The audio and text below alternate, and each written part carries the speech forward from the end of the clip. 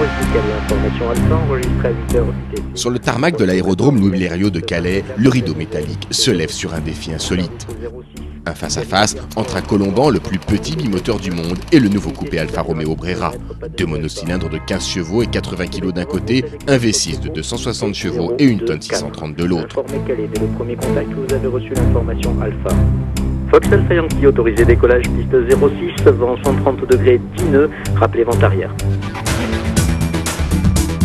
Un match qui tourne court. Après seulement 300 mètres de course en ligne, l'avion de poche amorce d'un coup son décollage pour mieux narguer le magnifique coupé. Une dérobade bienvenue, car même si la Brera se serait imposée au passage du kilomètre, la belle italienne sera plutôt achetée pour son physique irrésistible que pour ses performances sportives.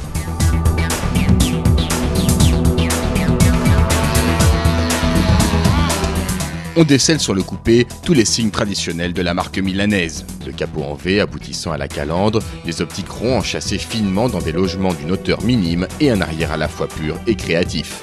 Proposant une ambiance sportive, l'habitacle de la Brera se révèle plutôt exigu et bas de plafond, même si un toit en verre de série vient atténuer cette impression. La disposition du bouton de démarrage et des cocottes de commande manque d'ergonomie et gagnerait à être de meilleure qualité. Confortable en apparence, les sièges comme la disposition du pédalier ne contribuent pas à une bonne position de conduite. Présentée comme un coupé 2+2, la Brera n'accueille en pratique que 2 personnes. En revanche, les sièges arrière rabattables augmentent l'espace de rangement des bagages. Succédant à un des plus beaux V6 du monde, le 6 cylindres 3,2 litres Holden était attendu. Si les montées en régime et la souplesse sont là, ce bloc se montre plus besogneux que sportif. 6,8 secondes pour passer de 0 à 100 km/h et 27 secondes pour atteindre le kilomètre.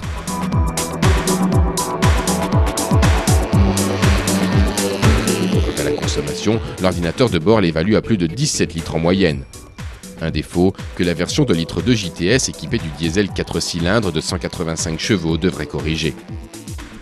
Avec sa silhouette, le châssis est l'autre atout majeur de la Brera. Servi par une suspension moderne et la transmission intégrale Q4, il confère à la Brera un rapport tenue de route confort parmi les meilleurs de la catégorie. La direction est également d'une grande précision et le freinage à la hauteur des performances. On regrettera seulement une commande de boîte mécanique accrocheuse et l'absence d'un système robotisé à palette au volant. Avec la Brera, Alfa poursuit la reconstruction de sa gamme. Les ingénieurs ont su mettre au point un châssis de référence. Hélas, sous le capot règne le diesel, aucune alternative valable en essence n'étant pour l'instant proposée. La qualité de fabrication, le choix des matériaux et la finition en progression ne supportent pas encore la comparaison avec les sportives allemandes. D'autant que les prix restent peu compétitifs. 34 000 € à 36 000 € en diesel, 43 500 € pour la version essence 3 litres de JTS.